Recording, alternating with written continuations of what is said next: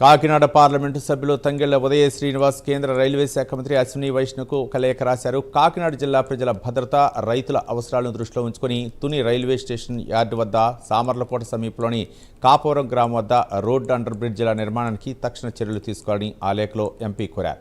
ప్రాధాన్యత క్రమంలో పనులు చేపట్టాలని విజ్ఞప్తి చేశారు. తుని రైల్వే స్టేషన్ యార్డులో ప్రస్తుతం ఉన్న ఇరుకైన కల్వర్ట్ను ప్రతిరోజు 40,000 మందికి పైగా ప్రజలు వినియోగిస్తున్నారని ఎంపీ తెలిపారు.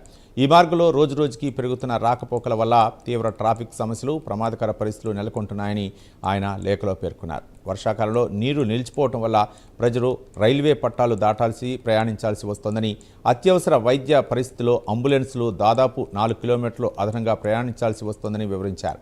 స్థానిక ప్రజల విజ్ఞప్తి మేరకు తునిలో రోడ్ అండర్ బ్రిడ్జ్ నిర్మాణం కోసం గత పార్లమెంట్ బడ్జెట్ సమావేశాల్లో ఈ అంశాన్ని లేవనెత్తారని ఎంపీ ఉదయ శ్రీనివాస్ గుర్తు చేశారు. అలాగే సామర్లకోట మండలంలోని కాపవరం గ్రామ ప్రజలు, రైతులు కూడా రోడ్ అండర్ బ్రిడ్జ్ లేక తీవ్ర ఇబ్బందులు ఎదుర్కొంటున్నారని లేఖలో పేర్కొన్నారు.